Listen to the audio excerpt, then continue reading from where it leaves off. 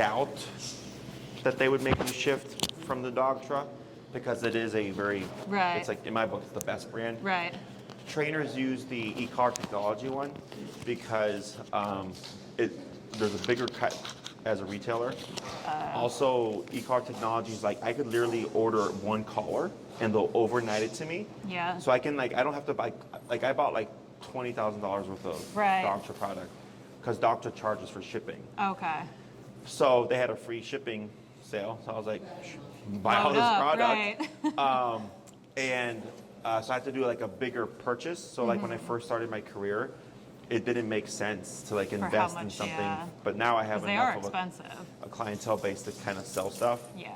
So that's what's nice about e-collar technologies. Oh, did you bring the muzzle in by chance? No. Elizabeth responded to me, but we have an extra crate and a muzzle that's a size too big for her. So it's raining like cats and dogs outside. I saw, so the back is like we'll bring that next time there. we drop her off for daycare or something. Yeah, no problem. We just wanted to. We appreciate it, thank you. Yeah, want to make sure somebody uses it. So what would you like to work on? We were kind of talking about it, kind of like back to basics. We've been trying to like really hone in again because of course like we got lazy and like she's been pretty good for the most part. She still has her issues of like, say we're out just to go last potty before bed and I just run her out there on like the prong and somebody like flies out from one of our neighboring buildings, like she still will more often than not, I feel like, react and be old Cashew. But I think we've gotten a lot more confident on still correcting with the prong as opposed to like just like being like shit, you know? Sure. So I think we've gotten much better at that. And like reining in on just the general heel. But one thing we've started to struggle more with as like having more people over, I know we talked about like entering the home and then actually like the interaction, like when there are people there, and with her being nervous and like having a reaction anytime like somebody gets up, like to confirm, like, because it's been a while obviously, like, is it best for us to like have her in like place and like separate from our guests as opposed to like the example is my dad came to visit and he's come to visit several times, so like she knows him and isn't so reactive like as just a brand new person, but then if we let her be on the couch with us, she still like snaps as soon as like he gets up from the couch as opposed to us, so she's still like uncomfortable. So we've been like, if that, you know, we realized that happened last time and we're like, okay, never mind, you're going in place, like you can't hang out on the couch with us because you can't handle it. Like, is that the best, I guess, scenario for us? So there's no like right or wrong, because like let's say you have someone who's like, yeah, I'll help you with Cashew, and you can like push the boundaries with them, but then you have someone who's like, can you like keep your dog, can we get some space, right? So like that one you use place where you give space and distance, and the other one you could push things a bit more. Okay, so the main thing would be when she's blown up, I'm assuming she's equipped. Correct, yeah. Okay. Where have you been correcting her at? So, like, say we were all sitting on the couch, and her favorite thing to do, and it's probably a claiming thing, the more we've, like, read into it, is she likes to sit next to the person who is the visitor so that she can keep a close eye on them and know if they're getting up or down. So, like, as he's about to get up, she'll start grumbling, and we say no and correct her with the e-collar and basically either correct her there, and then he still can't move, or we tell her to, like, get off the couch and go to the place so that she's separated from him. Correct. Now, when you've corrected with the e-collar, what's your number? Probably like 60 at home, but then if it doesn't do anything, then it definitely gets ratcheted up. Like, I think I've tapped her definitely around like 110, where it's just kind of like a flick of the thumb, like wherever I end up. And that one usually really shuts it down. Okay, so what I would do is actually just be at 110 then, for that stuff. Because I think the last time we met, there was like the issue of like going in the garage, right? And where it was like so like. I was like, what do I do? We're trapped. I was like 127. Right. Right. This is where things get tricky, because if she's high strung. All right. Well, before I get there, when we do people in the house, because I would like to build trust between Cashew and the person. Right. Is I'll typically operate lower because I don't want to dissuade the dog from the person.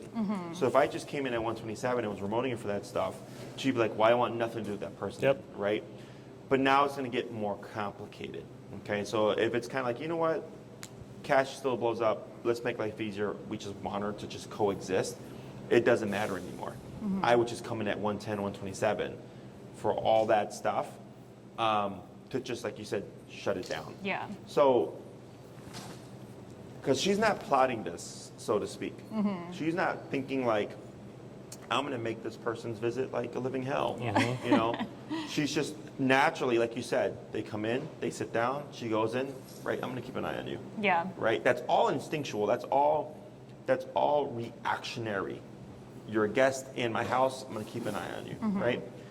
So when they move and you get the grumbling, and you collar her at 110 or whatever it's going to be, and she just go, right, like not expecting it, and she's like walks away from the person and goes like, okay, well, I guess if you move, none of my business. Yeah. But now you have to let go of the social component. Yeah. Okay. Not to say that it won't ever happen. Yeah. But if you keep doing that, 127 or whatever, to correct her for all those little grumbles or blowups, it's going to cause her to be dissuaded first. And then potentially she's like, well, you know what, being reactive doesn't help. I just get 127. Yeah. But then you might see her start to open up and or just think, you know what, if you can't handle it, then you can just be off on place or whatever. Yeah. It's you can aim for it, but doesn't necessarily mean you're always going to get it. Yeah. I think we're just like frustrated because of like, we're trying to figure out like what's the most optimal way to like have like a good experience for all parties of like, yes, like don't need to freak out about Cashew freaking out. So I think that if you're trying to think, cause I would not worry about like Cashew's experience, so to speak. So that's one thing that we can remove. Right?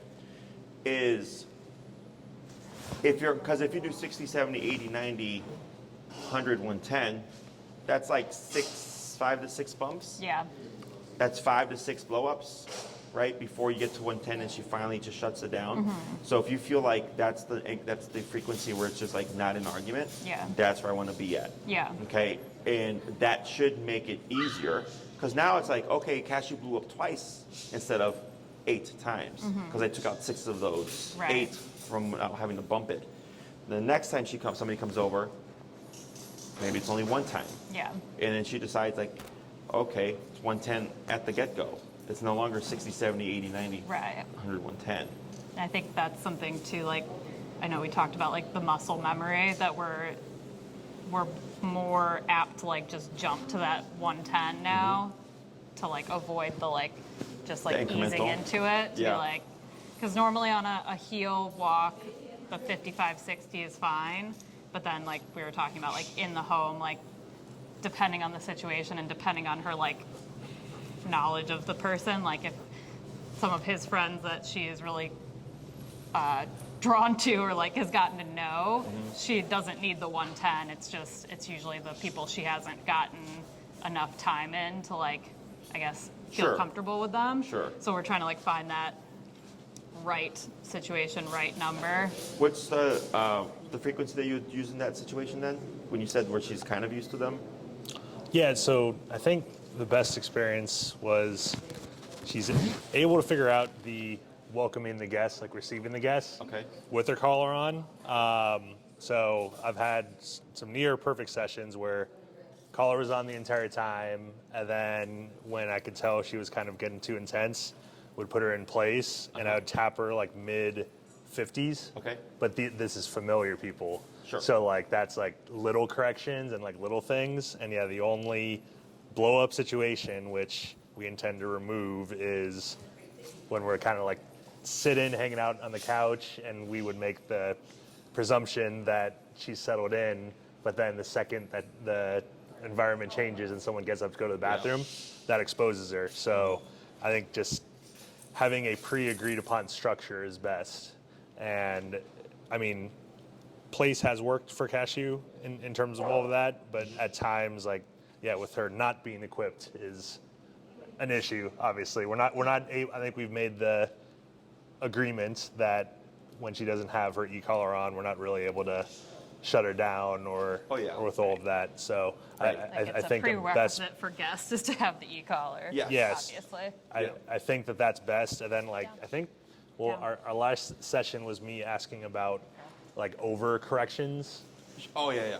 And asking like, is there a threshold in overcorrecting? Because again, not to never want to compare, but just make an observation with when we visited Rory and Dina and Dave.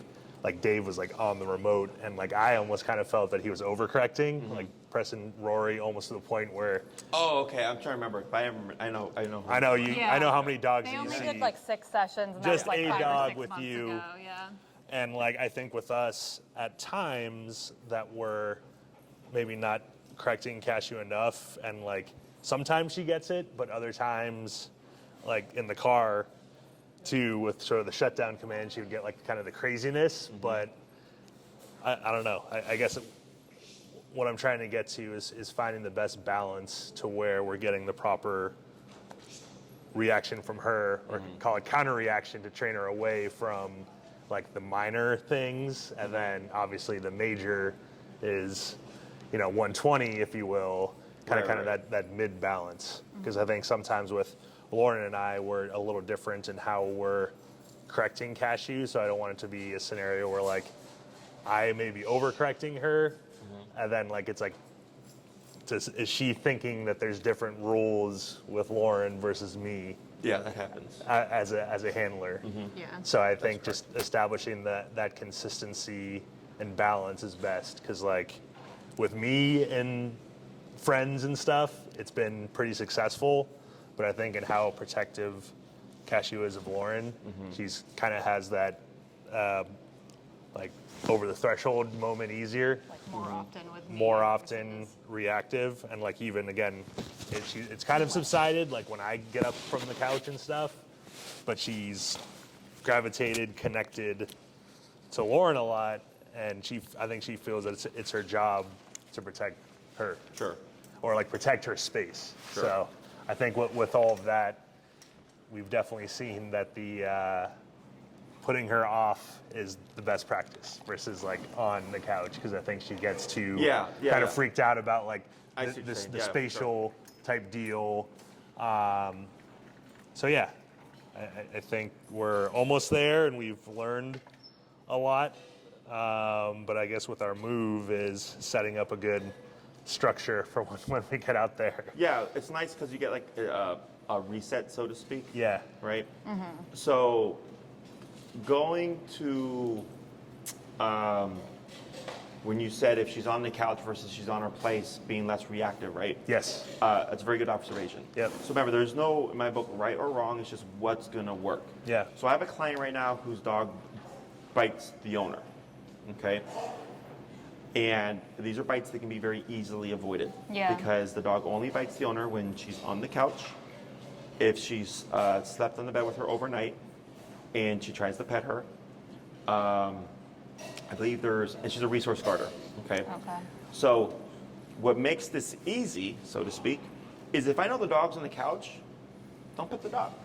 If I wake up next to my dog, don't pet the dog. If the dog has a bone or something, don't fuck with the dog. Yeah. Right? Very easy to not have that happen. The problem with the owner is that it's just so ingrained in her when she wakes up to like go and lay on her dog, and then the dog has a negative reaction. Yeah. Does that make sense? Yeah. So I gave her some answers, and I told her like the easiest answer is just if you know this is going to happen, just don't do it then. Yeah. Right? Because the dog doesn't maul her. The dog just goes "Rawr," and blows up at her, and has on occasion made slight contact.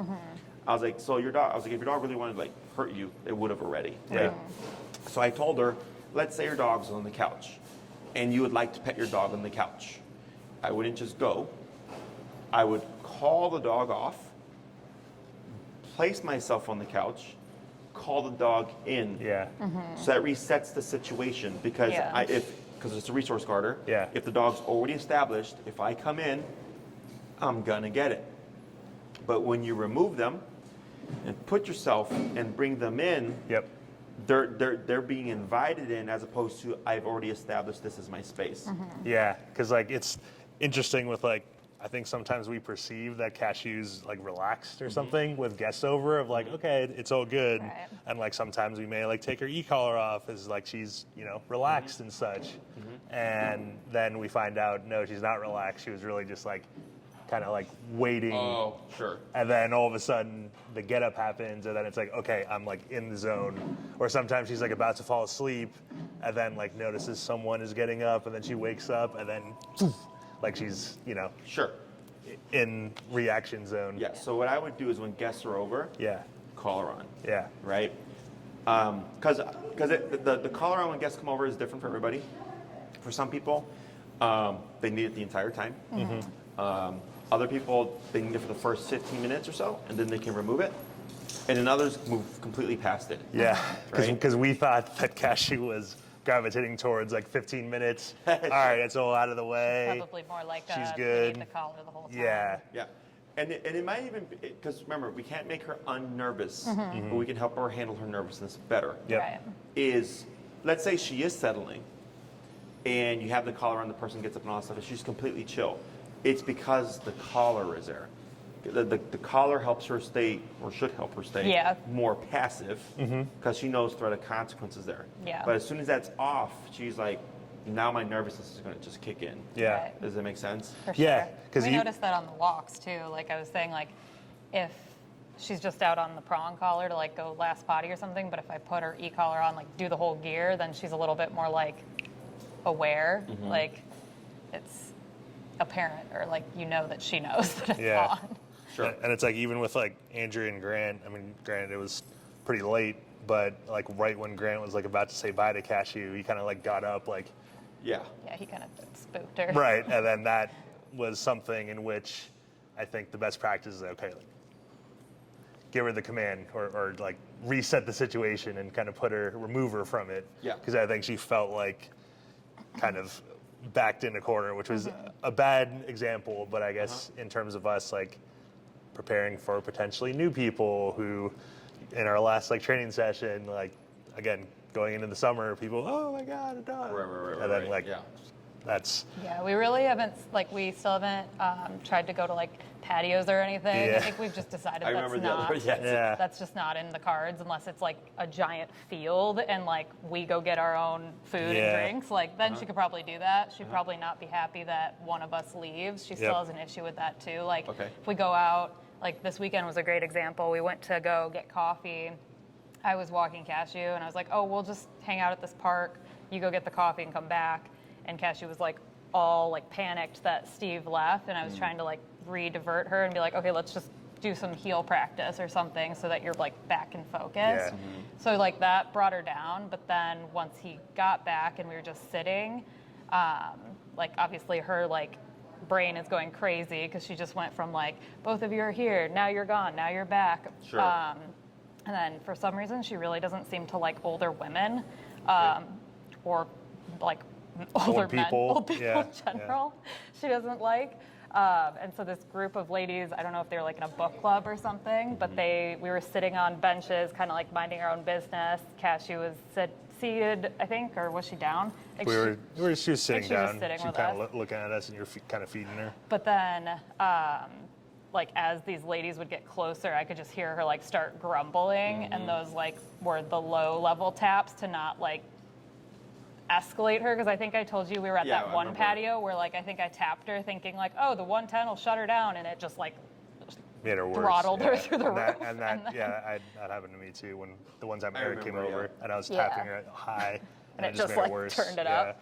So like I think we've been trying to like test the waters and like what is right in each situation, and that seemed to work for the most part, as long as they were like just still hovering in the area. Like you could tell she was like watching them, but that's been improvement. But we really haven't tried to do like patios or anything. We tried to take her to the farmer's market a couple weeks ago. That was not a good experience, but that was like too much too soon. What happened at the farmer's market?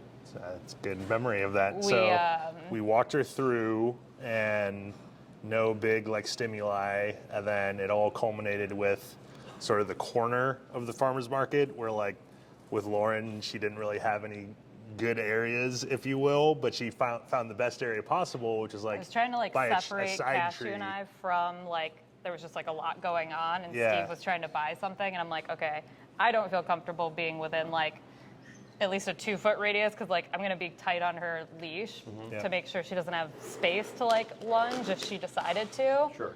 But I was like, I'm just gonna move over to the side and like get into this space. But as I was trying to like move to the side and I was separating from Steve, Oh, sure. I think she was like, shit, and like wanted to try and protect Steve, but then somebody walked past us and she barked and like lunged. But I at least had her short on the prong collar, so like it was fine. It was a moment because I tapped her as well, so it was like over, like between the prong and the e-collar. Okay. So she yelped, and like we just kind of stepped to the side, but that was it. And then she was just letting her stress out from there. But Sure. Yeah. that's about the furthest we've pushed the like. How often do you find you have to Super correct social. her for the obedience stuff? For just like general For obedience. heel, auto sit, stuff like that. She does pretty darn well with that. Okay. Yeah, like in terms of the I was gonna say like as long as we start the walk like. structure. Like when we first started doing heel and like getting used to like the auto sit and like kind of I go back to that a lot of like starting the walk with like a couple slowdowns to sit so that she's like engaged and knows that we're not just out there to use the potty, like we're going on a walk. Those are the walks that are good, but then if I don't start it that way, then she finds herself drifting ahead of me more often than anything. Okay. Yep. And then also the thing that freaks her out too on walks is like if you start talking to people. I think we talked about that example Yes, before. And we're getting better, and especially Lauren, like with the prong collar, she's able to like proactively or we're able to kind of sense or anticipate things better. But still doesn't take away from the fact that like a couple of times when I've like had her on walks, like fully in heel, auto sit, everything, that like even like tapping her, she would still escalate herself, even when I was just like, you know, talking to someone or like saying like hi. I can tell it just like really tenses her up. So I don't know, beyond being as proactive as possible, I'm just like planning in terms of, you know, introducing a new neighborhood as far as like get her used to surroundings first, but like if our neighbors like try to talk to us, we don't want, you know. Are you guys going to be in the house with the yard? A little bit. It's not like fenced off. We have like direct access to like a common area yard, but Okay. we're at the end of the building. So it's kind of a selling point for us because we have like Yeah. a little bit of a semi-private Sure. side yard. Yeah, so probably the best thing, or in terms of things that I want to attain, is best feedback for when we settle in to like get her used to the space and best set her up for success for being around neighbors and all of that. So I think a good reset. yeah. Get back to basics. Yep. What I would do is 127 for everything. I think we talked about that in like lesson 10 or 11, like you were mentioning that. Like all the obedience stuff. Like that's why I was like, because the complicated part is, you know, trying to be lower for these, like you said, like lower issue things. Minor right? corrections, But sometimes like it could be low for you, but her, she's not. She's already intense, right? Okay. And I would lower my expectations for the other stuff, right? Like, so let's say sociability. Let's say I'm going to put that on hold. I'm not going to care about sociability. I just care that you don't start blowing up when I'm just having a conversation Yeah. with someone like this. That's all I'm going to focus on. Okay. So like when you say like she starts like, Drifting. yes, like, because that, like the drifting thing, like by now should be way resolved. Yeah. So the fact that I get a dog that is still drifting months after their initial class, I'm going, okay, 80 or whatever we've been doing is not working. Now it's when you're drifting, it's 127. Okay. Yeah. There is no, again, no, it's just I go out on max collar, everything. You forgot the auto set, boom. You know, you're drifting, boom. Okay. Place, boom. Like everything's just boom, boom, like 127. So now the dog's super paranoid about the collar because it's 127 for everything. It's not 60 here. Yeah. It's not 110 here. Yeah. You know, it's every single thing. Now, when you do 127, you have to give the brain time to respond. Yeah. Okay, so you might feel that you've made a situation worse. So if Cashew is grumbling, and I 127 her, and is right, and I just wait 2 to 3 seconds, and all of a sudden she just dies down, and it's like all that panting. Right. So all of that is excess of the 127 hit. But if I tap her and she's blowing up, and they tap her, and it's going to just keep her in the state of blowing up because there's not enough time for the brain to respond to the correction and let it go. Okay. And it could take a few. So like I'm trying to think if I have a case where I have to do 127 like that. I remember when we were here, I remember you told us about, it was like a little pitty, and I think he was like blue and white. I forget his name, Doug. Yeah, it sounds he's on right. 2 collars now. Oh, jeez.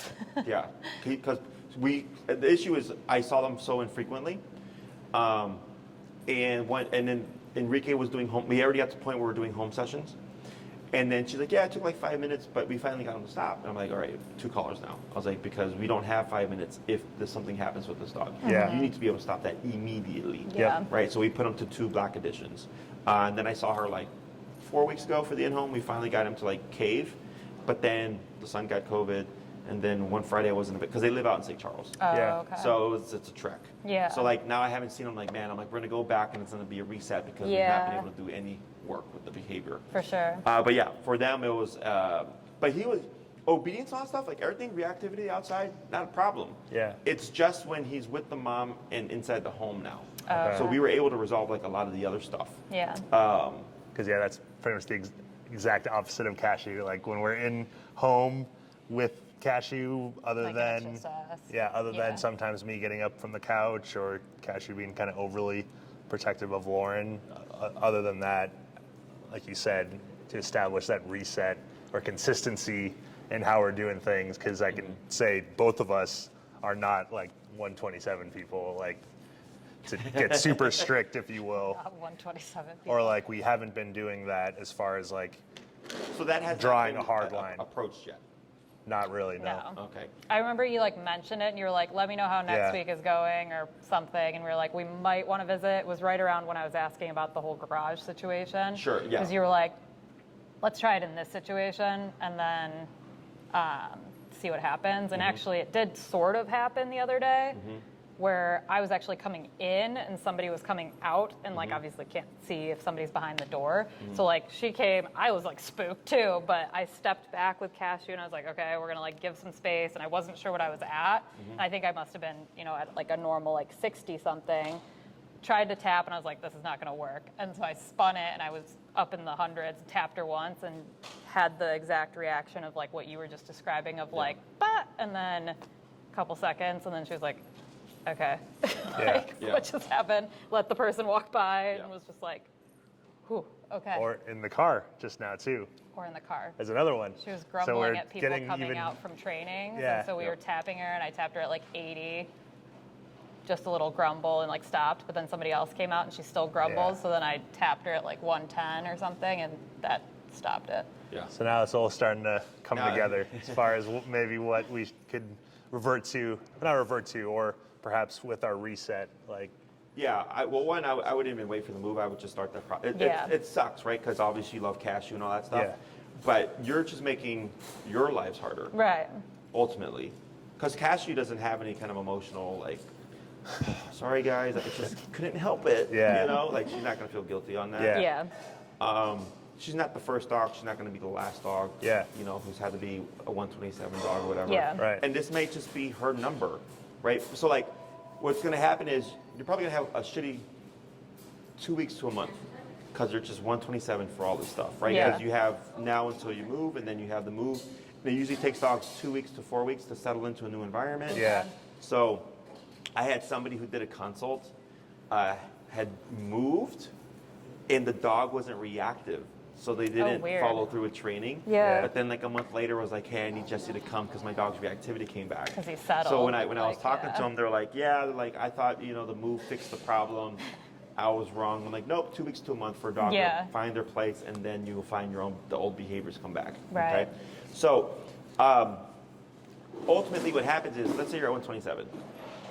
And it's a lot of vocalization, whatever, and like just like what you described. Yeah. But then you start to find you're remoting less, Yep. which then technically leads to less yelping. Does that make sense? Yeah, because her, like, like you said, her paranoia with kind of the collar on is like, it's cut the shit time. Correct. But then like when that happens, it's like, oh crap, like I need to cut the shit.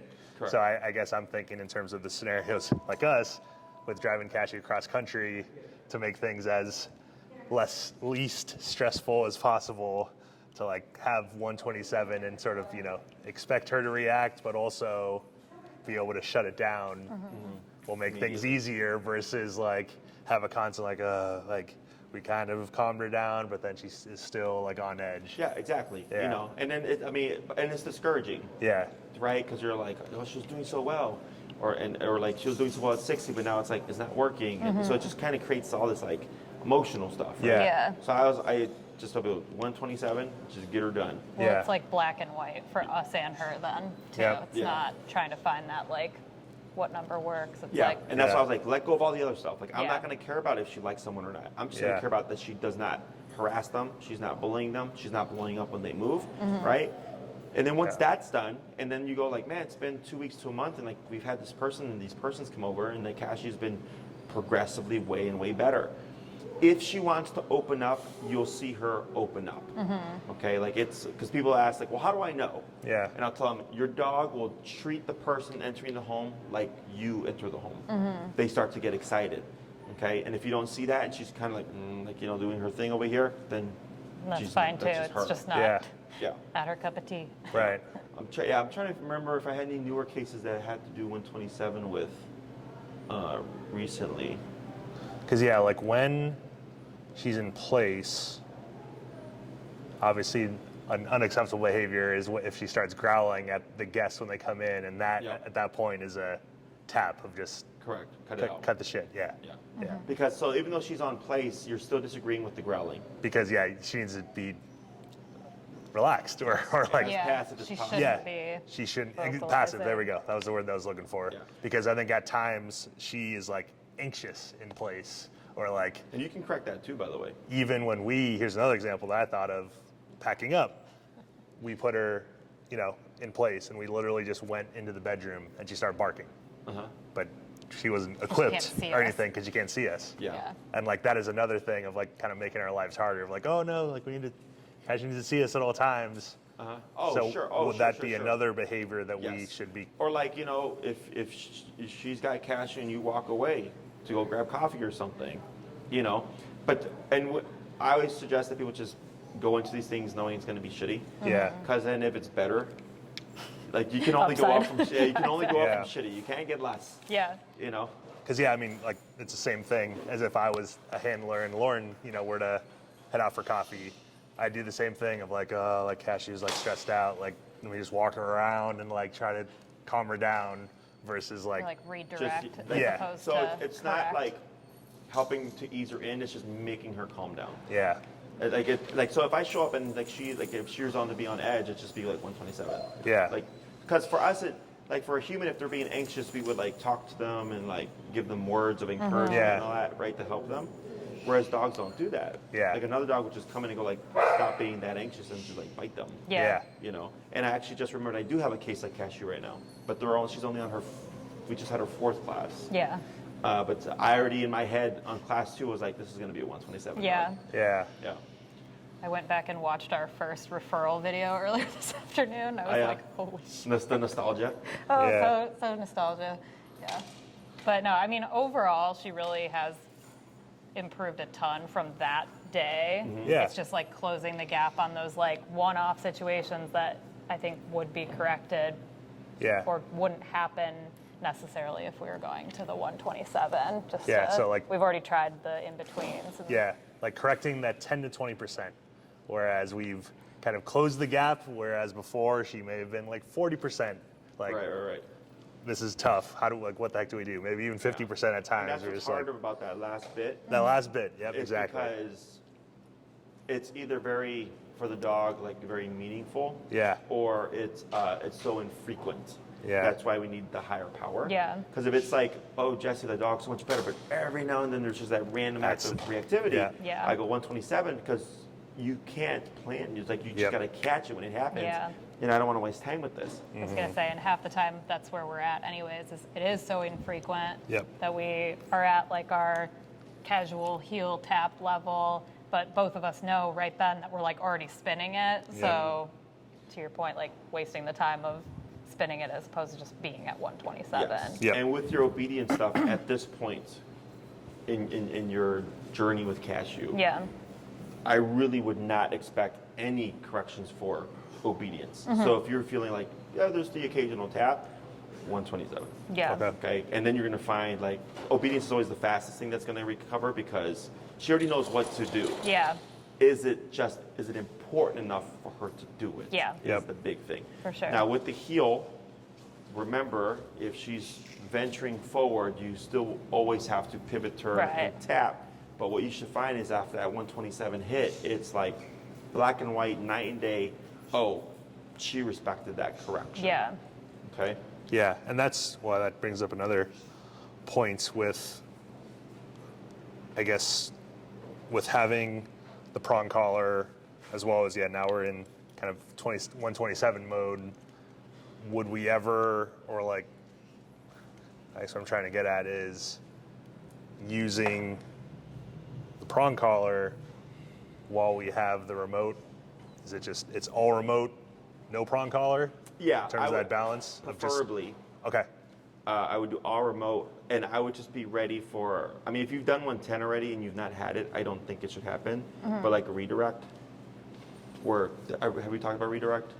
No, or need a refresher. If we did, it was too long ago. So redirect is when, like, if I have a dog and I'm max power, I always anticipate they're going to redirect towards me or the leash. So that means the dog will try to bite me or try to bite the leash, okay? And it's because they're either too agitated or it's like in the movies when they like suture someone or like saw off their arm or something. Yeah. They give them something to bite on. Yep. Right? It's because the discomfort has to go somewhere. Yeah. Okay. Right? So like let's say I have a dog running away and I do 127 continuous because I need to override that fear of running away. And I let go of the pressure. If there happens to be a dog right next to them, I would anticipate they would attack that dog. Okay, so I'm then ready to 127 continuous again if I see them go for the dog or do something I don't want them to do, like continue to run away. So when we do 127 with the, more so with continuous than Is that the one that's right below this? Because I hit that one Yeah. by accident one day when we were at home, and she was like, "Holy shit!" But like we were only at like 80 or something. Correct. But it was because it was the continuous as opposed Correct. to Yeah, even if you tap it, it's a little bit punchier. So if you want to Yeah. know what it feels like, just put it on your hand, go to like 15 or 20, and just go between the two. So continuous will go for up to 12 seconds as long as you're holding the button down. Right. As soon as you release the button, it releases the pressure. Yep. Okay, so if you hold it for 5 seconds, she would feel 5 seconds of stimulation. Okay. So like for that, would 127 continuous, would that just be like insane for Cashew or? I've done it. Okay. I mean, I have to do it for Doug. So in terms of like the threshold with like Cashew's been used to, and like you said, it's going to be shitty for 2 weeks to a month in terms of like the 127 and like how she's like short circuiting of like, this is insane. Like you don't have any concerns around like. The only concern would be a redirect. Okay. It's not going to screw up emotionally, physiologically, physically. Okay. Mentally. Just making sure. Yeah. It's just it's the harshest correction you can give on a e-collar. Okay. So like if I'm going to do 127 continuous, we do what we call up and away. Yeah. Up on the leash and away from the body. Yeah. So in case the dog tries to go upwards, since your hand is already going up, you would naturally go up. Yeah. And if they try to go sideways, if I have the leash short, she can't reach my body. Right. Okay. Okay. With the 127, so like going down that route and like that being the plan. So like if we do have her out and I'm doing like recall or something with her, do we still need to tap her at 127? Because I don't find myself, like most of the time she does listen to me, like I can just be like, hey, Cashew, like, and she's following me. It may not be like a perfect, like it's when I just take her like off leash around like Humboldt Park and I'm just kind of like, okay, come like follow me. And I'm just kind of like giving her verbal directions, like she'll come follow me, but then there's others that I'll obviously actually recall her. Would I be tapping her at 127 for the recall, even though she recalls fine at like a normal level? Or would that be like over? I would, because I want everything in her head to be 127. Okay. The drawback, because then we have to let stuff go now, right, is that now she might be a bit paranoid. and not want to leave your side for a bit, right? Right. And then it'll just take time, but eventually she'll come back to it. Yeah. But I want her to think any time that collar is going to kick in, it's there. Yeah. And that's what causes to think twice. About it. I think that's big in terms of the think twice concept. And in terms of positioning the collar, does it, like, do you have a preference? Or I know Cashew is kind of a thick neck. Where you have it is good. Did you paint the thing silver, or did that just rub off the paint, the black paint? On what? On her collar. Oh, on the actual, like, this part? Oh, yeah, that must have rubbed off. Did that used to be black? I bet you it's just from rolling around with the dogs no, it's here, fine. if I had to guess. Kind of cool. Yeah. I was like, did she paint that? Like, No, that's funny. No, it's just Cashew. And in terms of tightness of this, like what, because that's something that sometimes with those, yeah. With the, I forget, what are those called? It's just like a bungee one. Yeah, the bungee collars. Yeah. You just go as snug as possible and then just like let it go. Yeah. Because bungees won't go as tight as you could with an actual like buckle collar. Okay. So like for this, like with the finger, is this good? It's like. So we don't go by the finger, we go by the probes. So with the two probes on the neck, it should be very difficult to try to get a hand underneath there. Now with a bungee, however, you're gonna have wiggle room because of the bungee.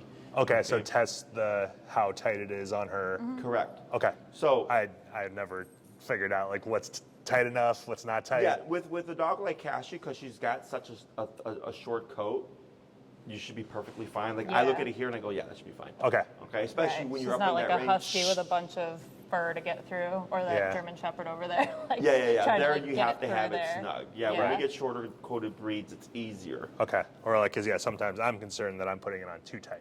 Oh no, as long as she doesn't sound like she's been smoking for 80 years. Okay. No, she's never. She hasn't had that yet, so we take care of her in that sense. But yeah, as we get to the 127, I want to make sure it wasn't like, oh, it's like too tight, and that makes her even more like freaked out by it. Shouldn't make a difference. Yeah. No, right now eyeballing it seems perfectly fine. Okay. Good deal. Other questions? I don't know.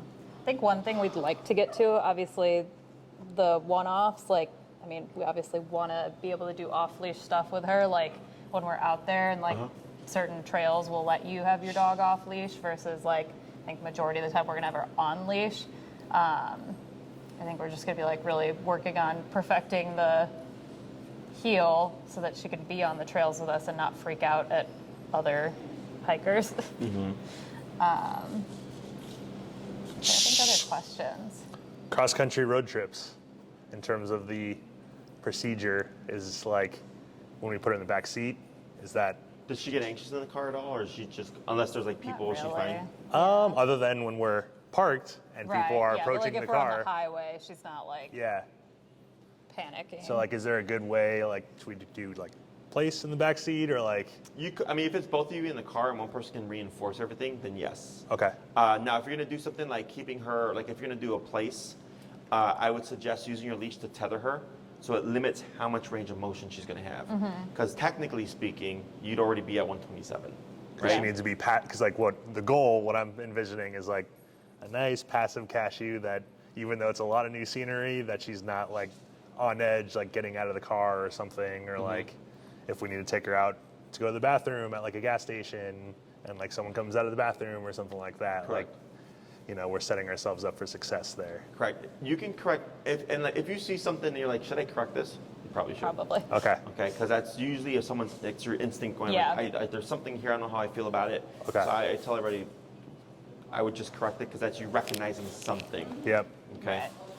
Just remembering that obedience and behavior are two different things. Obedience, do this. Behavior, don't do that. Yeah. Okay. Because like in the car too. Well, again, she's a little mischievous with, she toes the line that we found, such as she's gotten a lot better with people walking by, but she like tests us with like, she only reacts to a certain level without freaking out, and like she kind of polices herself sometimes. But that's the exact scenario where like I think that this should be corrected, or like when we have the curtains open, we should probably have her e-collar on, because there's no way of us being able to kind of like shut her down Right. So like, because I had someone ask me this before, because their dog would bark out the window. They're like, Jesse, like, I don't care if the dog looks out the window. I just want the dog to bark. I'm like, well, now you're making things complicated because the dog was so reactive. Yeah. I'm like, it's either your dog looks out the window and it barks and you just accept that. Yeah. Or you just don't let your dog look out the window. Right. You know what I'm saying? Yeah. So then I was like, every time your dog barks, you would correct, and if the dog leaves a situation, then leaves a situation. But they were really trying to achieve like, well, that's my dog's TV. And I'm like, it's really making things difficult for yourself. Yeah, you're making this much harder. Yeah, because like from our perspective, I'm more thinking ahead of when we get to our new condo in terms of like, she's probably going to be inspecting everything, but we don't want her to get over the line. So when she sees the first person come by, she doesn't sound like she's going to rip her, her arm off. Finding that new threshold like, of, I mean, it's a new apartment, so we have to figure out like doing the guests coming in, like what our threshold of like pushing her back behind is. So that'll be fun. The other thing is, I think Seattle's slower than Chicago is. Oh yeah, and we're moving to like not downtown Seattle, so so way less outside of it. Less populous than Logan Square. She's not going to have like people walking by our windows anymore, so that's something to look forward to as well. So there's two ways this can work out for you. One, you can see her be a bit more passive because it's not as high energy of a neighborhood. Yeah. Or because there aren't a whole lot of people walking around, it makes her more suspicious because people are now infrequent. So like I've had, I guess the easiest way to explain this is, I forgot what the term is called, but it's all about state of mind. Like if you're you guys have been on the CTA train, and let's say you're sitting down and there's a bunch of seats open, and then somebody gets on and like sits right next to you. It usually makes us feel uncomfortable because you're like, there's so many options here. Why would you just sit here, right? But then if it's like a packed train and there's only 3 seats available and one of them happens to be next to you, someone sits down, you don't feel that uncomfortable. You may not like it. It's not surprising, Exactly. Is that's the same thing for the dog. Is if we're in a very populated place, they're kind of just already flooded, so they don't care. Yeah. Or it's like it's not as populated, so when they do see another person, now they're more reactive because it's infrequent. Exactly. So, there's no really kind of rhyme or reason to it. Right. But that's just something to keep an eye on. Yeah. It could work to your benefit or it could not. Yeah. Okay. Because I've had clients come from the suburbs, their dog got reactive here, and then when they go to the suburbs, their dog's perfectly fine. Or dogs that have moved from the city to the suburb and do better because it's not as populated. Yep. Yeah. I remember we talked about that because we're like, Cashew would probably be a great farm dog if you want her to let you know like when people are around. Yeah. When they come up. Or I guess more of an observation, like when Cashew's, I can tell in the zone, like when I'm very much like structured, like she's in heel, she's been in heel for a while, we do a break, we're back in heel, and she like kind of nose taps my hand or something like that. Is that like her checking in to make sure she's still like, I don't know, under structure or like what's... So it's like you're walking and like your hand is just right here and she just kind of goes like that with your hand. She does a quick like note, like tap off to the side or like looks up at me. Yeah. Is she like looking for direction from me or like does that mean? Yeah, it might be just trying to get your attention. Yeah. If you ever feel like she's like pushing for attention, I usually just would say remote them. Okay. Like for us, it's not a bad thing, right? Because she's just like, hey, right? But it's the whole aspect of she's telling you to do something. Right. You know, like so. She tells us to do a lot of things sometimes, or maybe a little too much. Because you have to think of it, like let's say puppies, right? You get a 2-month-old puppy. Let's say you go to your friend's house. They got a 2-month-old puppy. Puppy runs up to you, jumps up on you, is like, hey, right? What do we do? Pet him. Yeah. Are excited. We accept, or we get excited about the behavior. Right. You're the rewarding the behavior. Yeah. So puppy technically just told you to do something. Yeah. Right. Give me attention, and you did. Yep. And it sets up the relationship right there. Yep. And then people go like, but Jesse, it's a puppy. I'm like, I understand that, but you got to understand that dogs correct their puppies as young as 3 to 4 weeks. Yeah. Right. So like, if a puppy went up to my pit and was like hopping on her and was like, hey, play with me, she'd be like, no. Yeah. And she'd go back to sleep if she didn't want to play. Yeah. Right. But our inclination is almost always reinforce. Yeah. So, and this is stuff that if like, let's say as you live with Cashew, you start to notice like, wow, like, you know what? Cashew does tell me to do a lot of stuff, you know, and I'm unknowingly reinforcing it. And that's another thing, because if you're trying to tell her not to do stuff, but then she's telling you to do stuff, you now have this kind of feedback loop Right. of where it's not full authority, right? Yeah, I so think, like, yeah. what my dogs, I give affection, but not like a ton of affection. The one, like my Chihuahua gets the most because he's small, so I can pick him up and put him here or whatever. Yeah. But if he acts out, I correct him like no problem. Yeah. So my relationship with him is balanced. Same thing with my Pit. I correct her for anything. It's just I correct her infrequently. But because the relationship is established of like, you don't tell me what to do, like there's typically not a lot of argument. Yeah. Yeah. Because that buddy authority relationship is difficult because we can't be both. Right. You want to be more one than the other. Right. And Yeah. humans get dogs for companionship, so it's typically the buddy type relationship. Yeah, so I think with Cashew, maybe a rebalancing effort to make sure that we're setting her up for a good situation. Right. would And I be don't good. care that people pet, because people always ask, like, I can't pet my dog. I'm like, you can. I'm Yeah. like, just choose when you do so. And then just like make sure you're not always doing it when your dog tells you to. Yeah. If like 1 out of 10 times you pet your dog because they told you to, like, okay, whatever, it's 1 out of 10 times. But when it's 9 out of 10 times you're petting your dog because they told you to, like that's setting up a dynamic. Yeah. And it's not because they're doing it for the sake of like taking over the house. Yep. It's just a social dynamic. Of, Yeah. like, it's a constant test of authority. Yeah. Okay, like it's normal because let's say your dog is testing your authority through misbehaviors or like trying to tell you what to do. Okay. Yeah. It's like a test of, are you still the leader? Because if you are, you're either going to correct me or you're not going to always give me what I want. So it's right. So it's a constant test because instinctually speaking, if you're the authority, the safety of the family is on you. Does that make sense? I think or a lot of light bulbs are going off in Yeah. terms of like Cashew testing if we're the leader or if she is the one like in charge of reacting to things. Correct. And I right, think- because if she's the she's authority, the leader of the pack, establishing yeah. the boundaries there. Yeah. So if my dog comes for attention and I correct them and I go, not right now, Yeah. like, okay, but that just reaffirms in their head like you are the leader, right? So like here, I'm an employer. I have my employees, right? I don't take them to house parties and like, go to the bar and buddy with everybody. Yeah. Like otherwise that starts to shift the dynamic there. Yep. Does that make sense? Yeah. Or like, let's say an employee asked me to do something like, hey, Jesse, could you just please help me with this dog because I got this going on? I go, Yeah. sure. But then it's every time an employee tells me to do something, I do it. Now it starts to affect the dynamic. Does Yeah. that make sense? Yep.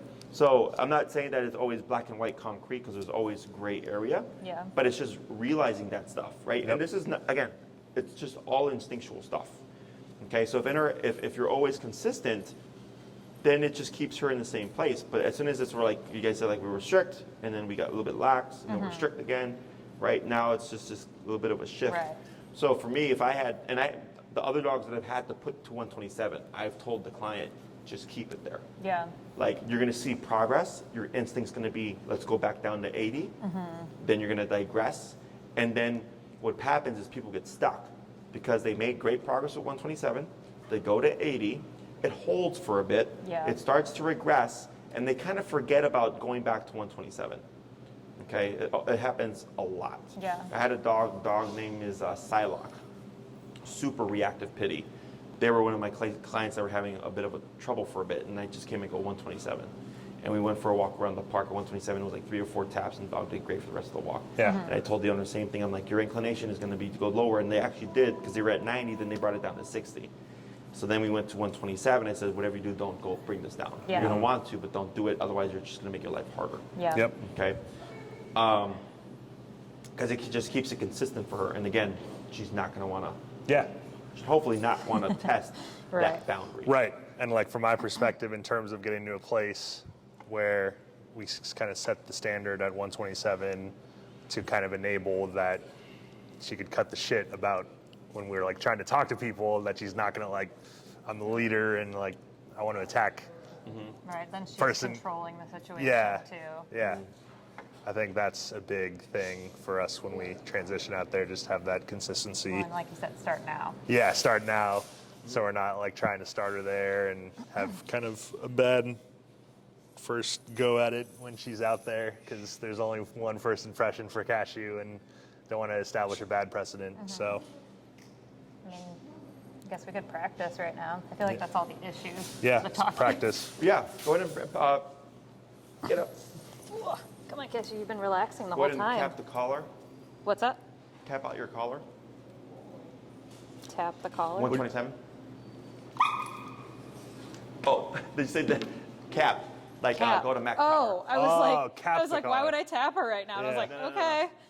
So what are you at right now? 127. Okay, cool. So go ahead and bring her on over. So you already tapped Okay, her at come on. 127, right? Yep. Yes. All right, cool. Come on, this way. Yep. Because right there, she left your leg. Go ahead and turn to face me.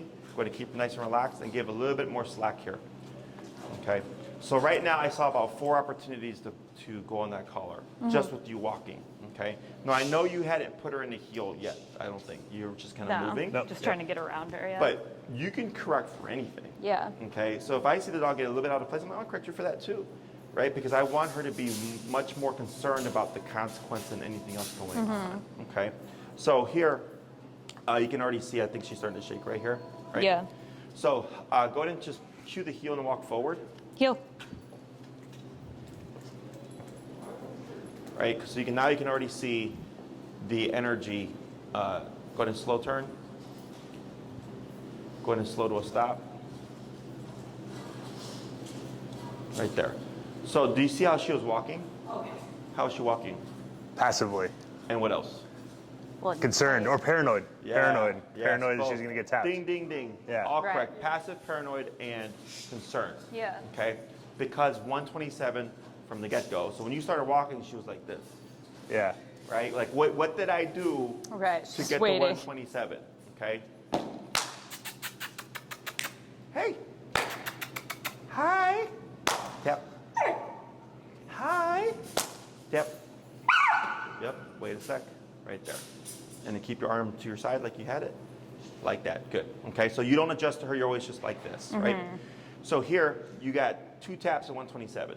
The first one happened, she backed up. The second one happened, let me go and do more and tuck behind you.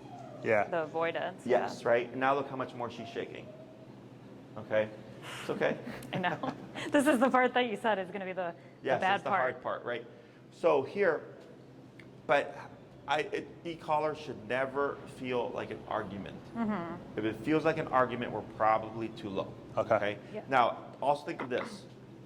How long has it been since our first class? It January? was or- the last week Okay. of December. Yeah. And then we had like a 2 or 3 week So like gap. 10 months or so. Yeah. Right? 10 Basically. months. Yeah. So you've given Cashew plenty of time to respond to everything below 127. Yep. Does that make sense? Yeah. And we're here. That's what so when I do this, that's why for most clients, I don't just come in like the one I just told you about. The dog's name is Ember. Second class, I'm like, this is probably gonna be a 127 dog. Okay. Right. But I'm working her through it, and on the third class, I ended up going to 110, 114 or something to correct the dog. Very much the same as Cashew. Yeah. Okay. And I just told the owner, I'm like, I'm pretty sure your dog's going to be at 127 in a couple more classes. Yeah. I was like, because you're still struggling with a lot of stuff that should already be resolved. Yeah. Okay. Just to kind of get her ready for it. But we're going through the process where she's going through all the different lower levels so that by the time we get to 127, she's like, well, we did do everything else. Right. Okay. And You then had the opportunity. But Yes, right? But that's what the dog requires. So it's like with children, some kids just need to be scolded, right? Some kids respond well to timeout and groundings and all that stuff. And some kids just need to have their ass spanked, right? It just depends on the personality type, right? So like I have a dog right now, dog's name is Bentley. I think he was actually here earlier today. Yeah, that's him right there. That brown dog with the white strip down his nose. Yep. Reactivity. 1 class, done. Yeah. 35. That's it. Yeah. Done. Okay? So I know it's like wish we had that. They wish that was Cashew. Sorry, Cashew, that's not you. But that's that dog. Yeah. Right? So here, let's say like any little opportunity that you can take. So like right now when you got up and Cashew went over to Steve, boom, tap. Don't worry about Steve, you're with me. Then she does something else, boom, tap. Right. Don't even do that. Right? We're doing this right now. Well, Yep. even that example of like going to get coffee, and if she starts to have a moment because Steve's leaving, that's Boom. a Don't ever worry about correction. it. Like, you shouldn't be worried. Yeah. And what you can do is, because it can be embarrassing because like we're at the coffee shop, right? Right. Is don't wait for the coffee shop. Go on a walk with each other. Yeah. You stop at a corner. Steve leaves without you. Yeah. Right? Yeah. Do it when there's not other people around. Right. Right? So by the time, let's say you do that 10 times and each time progressively is easier and better, then you go to the coffee shop and it's like, okay, cool, I don't have the like nervousness of like people are watching me. Exactly. Right. And that goes back to my original premise of like overcorrecting, right? Or like, is there a threshold? And now that you're better explaining it, I think I was mixing up like, we're only escalating if we keep correcting her and Cashew's going to keep getting more fired up. Once we get her acclimated to kind of getting more structure to it, which I think is what she's looking for, then she'll be able to de-escalate or, like you said, have more repetition, because I think Laura and I we don't have enough repetition that we've been doing. Right. Repetition and consistent repetition with both of us. So If there's something that you know that you have with Cashew that's a struggle, yeah, I would think on, is there a way to recreate this outside of when we would need it? yeah, that's a good. Okay, so like right now with the coffee shop thing, I said, don't wait for the coffee shop. Do it outside of the coffee Yeah, shop. yeah. Right? Because then it removes a lot of that stress. Because when you're at the coffee shop and she's blowing up and you're wanting to stop it and get it done as quickly as possible and not embarrass yourself or have someone come and ask you, what are you doing to your dog? Yeah. Right? Get that all done out the way. That's why, like, I've had a few human cases that we've met here and not at Oz Park, whatever. And then, like, the last one, Ember, because she had her first class here, I was like, now you see why I didn't want to go do this at the park. Yeah. Right. And I was like, so we don't have to worry about anybody else. Right. We just take care of the behavior, you learn how it works, and now we apply it outside. Right. Okay? Very good. So go ahead and move forward, heel. Heel. Keep forward, tap. Turn. Pull right, tap. Right, relax. Good.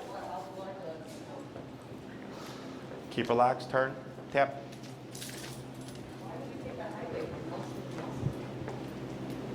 All right, slow walk, keep forward. Slow turn. Slow to a stop. Good. All right, now I saw a couple of things there. What did you see? So she went ahead of me that time, so I should have corrected her sooner. But she was like doing a lot of looking after she got tapped, trying to like figure out what she needed to do. And she was like a magnet on my calf once we were pulled back this way. Right. So here, when you gave that first hit, the panic, right? And now she started going, is this side not where I want to be now? Yeah. So you have to counter her, and then you get frustration, right? Because she's like, well, shit, I just got 127 there a couple of times. And now I'm over here, and now I'm going back over here again? And the answer is yes, right? So frustrating for the dog, but then she goes, well, you don't play games anymore. Yeah. Okay, now she started to get ahead and panic a bit. What was her natural instinct? Hers or mine? Yours. Let it happen. And what else? It should have been to It should have been, pivot and there was one other turn thing. to tap. And But I don't know if I'm either. missing it. tap and turn. Yeah, that's what I said. Turn Oh, and sorry. tap. Oh, yeah. I was like, what? You're like, What else? your hand went back. Oh, like You're doing this. when I was When you were over here, turning. she was getting ahead of you. You were like this, Oh, okay. already pulling like back using on the Yeah. leash. this instead So of. you recognize that you had something to correct. Yeah. But instead of turn and tap, you went to this habit of pulling back on the Yeah. leash. I definitely do that too. So at what point, another refresher, is like the turn and tap the appropriate is when she gets The one step moment ahead, she passes you even an inch. like her head. Her shoulder, Shoulder. and our Shoulder. leg. Right Okay. there. So you see how, because you came to a stop and she stopped right there with the completely slack leash. Yep. This shows you she knows where she's supposed Right. to be. It's just a matter of, is it important enough to do it? Okay. That is another consistency for me that I need to get tighter on with my walk in terms of watching the shoulder, because like for me it's more like mid body, if you will, or like Oh yeah, definitely too far ahead. Too far ahead, yeah. Way too far ahead. or like Right there. she's not like trying to race me, if you will, but like she's kind of like towing the line and like I want to get broken, if you will, or like I want to sniff this, I want to sniff that. And if that's why she's doing it, she's absolutely being tapped. Yeah. Yeah. Right. I think it's probably a combination of us getting too loose on it. We've already clearly established that, but also like it's been 10 months, but we're like, oh, it's so much better than like the first Yes. and then like you get loose on it versus like now we're at the point that like we still have those random outbursts that are so frustrating that it's like this is how we like black and white it for us, for her, across the board. Especially when we move, so this is good. We got the hard test. Yeah. As far as I haven't seen you for a few months. Yeah. And within a couple of minutes, I get what I want. Yeah. Right? Because I know all this stuff already. And very common for people, they get complacent or they're like, this is so much better. Right. Or they're thinking, well, I don't need the dog to be this tight. I'm like, you do if your dog has issues. Right. Yeah. Okay. Which is Cashew. Yes. Because if you give them an inch, they'll take a mile. Right. Okay? That's exactly what it is with Cashew. Correct. So Glad here, we fit in a final class for sure. she was drifting to the side, so we tapped her for that. Yep. Yep. Right? She kind of came up, overshot a bit. You have to pivot, turn, tap, boom, come over here. Right? Then she went to the wrong side. Nope, wrong side, tap, boom, over here. Right? So right there, 3 opportunities to get in that 127. Yep. So like right now, because things are a bit looser, we're doing more. But then you should start to find like, man, Cashew's left shoulder parallel to my left leg. Right. And you're doing less corrections. Yes. And you hearing should, like, I less haven't had to outbursts. touch the remote in 2 weeks. Yeah. It should literally feel like that. Okay. It should never feel like you're managing your dog. It should never feel like you're arguing with your dog. Yeah. You know, of course there are exceptions. Like there's certain dogs that just we can only do so much. But a bulk of it is just being willing to break them down with a higher power. Yeah. Okay. Which sucks, right? Like I would like to not have to do that, but we've already again tried that for 10 months. Right. Okay. Heel and forward. Yep. And try a crossover. Good crossover. Go ahead and slow to a stop. Very good. Another thing that you can do, she wasn't too bad, but when you cue the heel and start walking, when that left leg is coming forward and she's back, boom, get over here. Okay, any little Like opportunity. the urgency. When she was crossing over, you mean? Or? No, when when I she started. started the heel. Okay. Okay. Yeah, so she said heel, and she was about here before Cashew moved forward. Yep, she does that. Where it'd be heel and right away running to that left leg or right leg. So then what is probably going to happen, you're going to cue heel, you're going to tap. Cashew's going to run, Shoot ahead of me. overshoot, pivot, turn, boom, right? Yeah. To get her to come back. And you might find yourself where you get caught in this kind of like, Circle. what's like those little pendulum thingies, where it's just turn, right? And so finally she's like, all right, boom, and she just runs to your leg. Yeah. Because she's going to keep overcompensating Yeah. before. Well, even like when we were doing recall and she was like trying to anticipate the recall Yeah. or like run before she even got tapped because of her being nervous. Right. I imagine it's kind of a similar The same. thought process of she's Well, like, here's- oh, well, if I beat it, there's no beating it. Like, Yeah. basically. Here's another question with probably, or on the latter part of the walk. So like when it gets beyond like half an hour or something and, you know, she's in heel, sometimes she gets a little behind me. Is that another opportunity? Yes. To tap? You can Okay. be so, like, you can be, I want your left shoulder to my right leg at Okay. all times. Okay. Okay? So behind is also an opportunity Yes. to tap. I Okay. typically give dogs a foot to the right, a foot behind, no distance forward. Okay. So as long as their left shoulder is within that pocket, I'll accept it. But because of Cashew's behavior, you can make it even stricter Uh-huh. to help her. Okay? So like, I go by the dog. Yeah. Like that dog, the Bentley, the one I was mentioning about, this was number 35, one class. He's got a bit of a slack or a lax heel. Like he doesn't pass the owner, but he's kind of like, he falls back a bit. But there's been no reactivity other than one instance in a week. Okay. Because Right. yeah, like I take with when Cashew's behind me that she's like very docile and passive. Like she hasn't had issues when she's behind me, Sure. and it And feels that like could I'm be leading the the walk, case. right? And it could be the case, right? Yeah. Until something happens. Until something happens, yeah. So then if I tap her, go like, nope, you can't even be back there, you gotta be right here. Again, just making her more paranoid about Okay. what she's supposed to be doing. Gotcha. So we don't see the explosion. Gotcha. Okay? Let's try swapping handlers. Let's do it.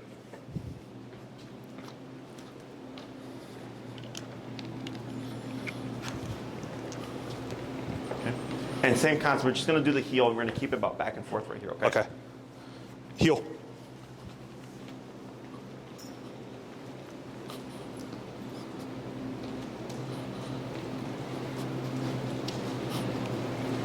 Good turn. Try speeding up. Tap. Right there. And you'll try a crossover.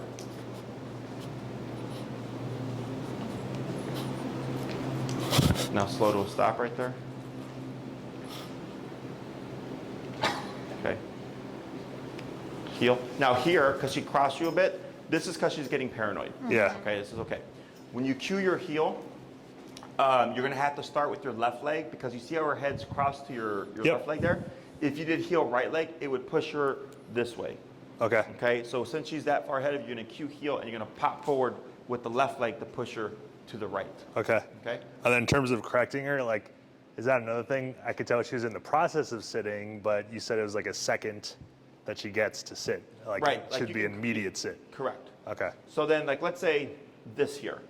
I understand why she's doing it. But if you want another thing you can correct her for, you're going to take your leash, you're going to choke up closer to where the prong thing is. You're going to pull towards back and right. Yep, and tap. There we go. To clear her out from in front of you. You see that? Yep. So you see how she went like this? Yeah. Right? So now you're saying if you want to avoid 127, you have to be as perfect as possible. Yeah. Now, is there any such thing as perfection? No. But Well, I'm that's- just pointing out every little Oh, thing yeah. that can be addressed Yeah. to get it in her head. Okay, so let's say you just even did this stuff, right?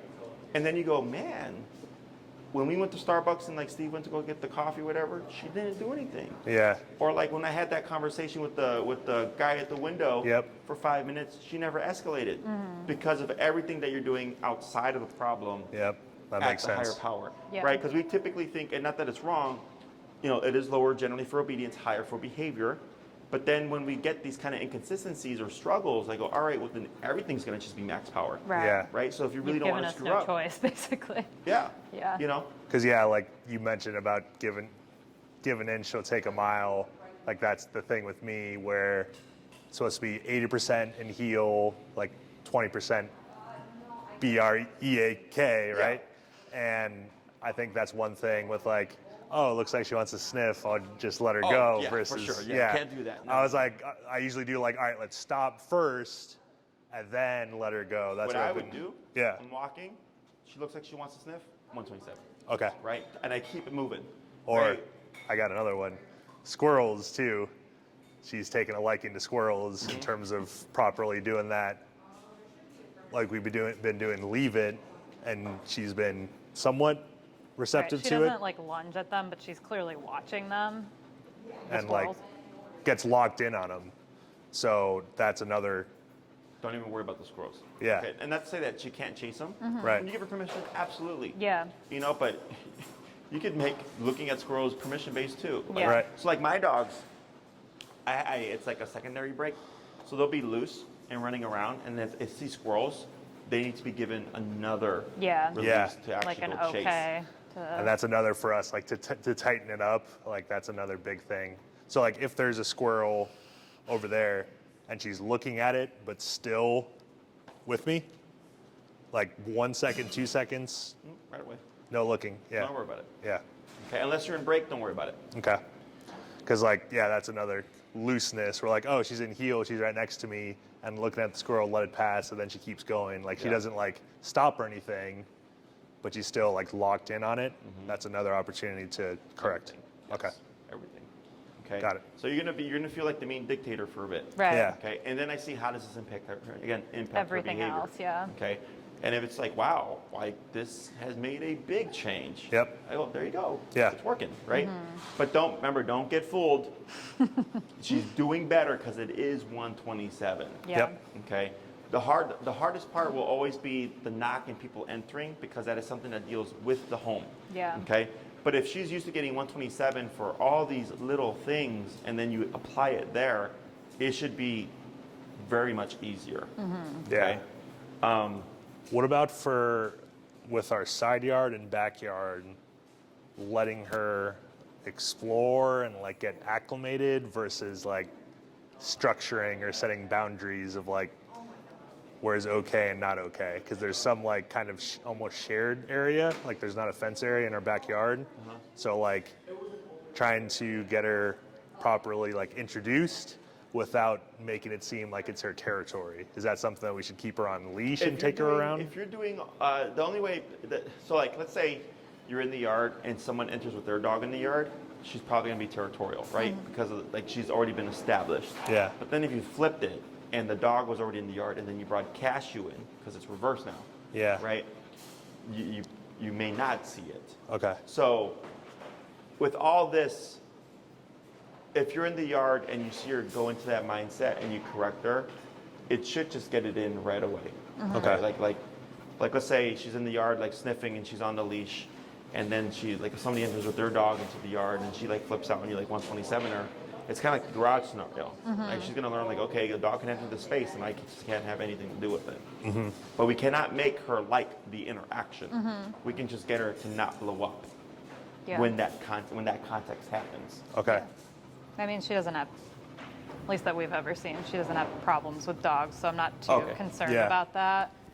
I think your question was more like how should we treat our yard as like our yard for her, like how to introduce her to the area. You know, sniffing and as long as it's like break, because that's permission based. That's what ultimately kind of makes things yours, so to speak. It's all permission based. Yep. Okay.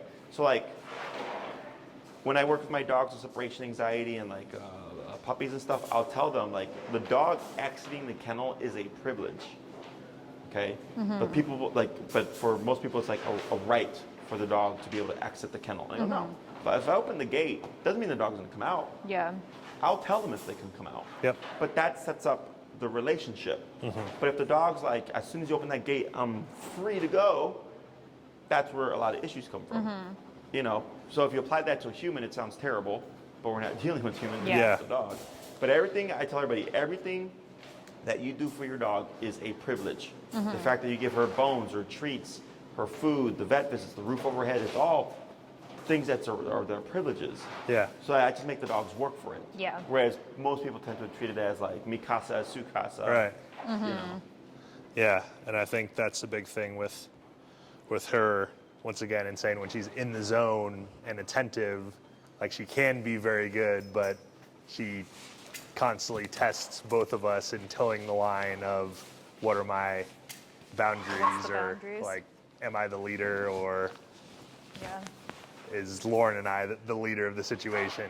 Because that's like, we've noticed that as a pattern of like when she's like not in the zone, not locked in, then she's, you know, reacting. That's like the quick, you know, potty session, and she's not, you know, in heel, you know, we're kind of like being quick about it, or like, not structuring things. That's definitely the pattern. So both of us is not give any more of those inches that may lead to the 10%. And then, like you said, proactively correcting her to prepare for those bigger situations for the coffee shop. Those are two big things. Or like, correcting her for getting anxious of someone leaving. Yeah, anything you don't like or anything you don't want her to do, you can correct. Yeah. As long as there's an answer. Okay, and for the most part with behavioral stuff, the answer is just don't do that, right? Yeah. So if she's anxious, don't be anxious. Now, this anxiety you cannot correct. Right. Yep. Right, This is her releasing the stress. We want her to do that. And she's been panting a lot more over like the last couple of months, as far as like we know it's a stress relief mechanism to like let things go. Because like we've had her in heel when she's been great. People walk past, she's not trying to like freak out or anything. She starts panting. So like could tell like walking up to people, she starts panting and her mouth is open, versus other times she would be like, could tell, tense. Yeah. So that's like a big change or breakthrough that we've seen. Gotcha. So I think with this, when do you guys move officially? The 19th is when they're picking up all of our stuff, so a week from tomorrow. Okay. And then you have your road trip, right? Yeah. I would say just 127. Yeah. Doctor's orders or whatever. Doctor's orders. Yeah. Email me 2 weeks after you arrive. Yep. Yeah. Like when we're in the middle of like settling it. Yeah, Yeah. exactly. Where we're Because at. I have all those questions about like the 'Cause, first like, exposures. So my mom and my stepdad live out there in like 3 hours away, and like we have some friends that are out in the area, so I'm very interested to see how those like interactions go, because it'll be basically a fresh set of people that she's not met. Like she's never met my stepdad before.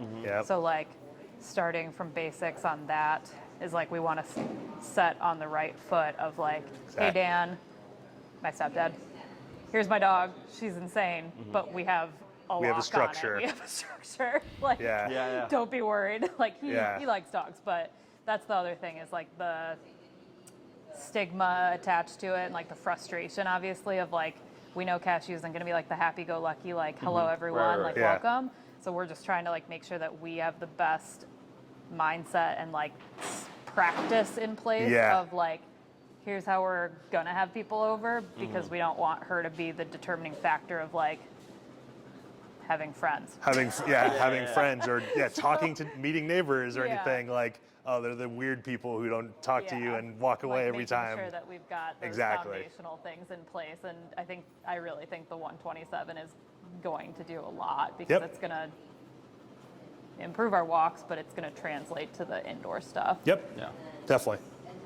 And then like you said, with the happy-go-lucky, like I grew up with all of those, or like didn't have the like paranoid issues. So like with meeting my parents, like it's gonna be a long journey. Oh yeah, because that's what they're used to. Because they have no idea about any of this stuff.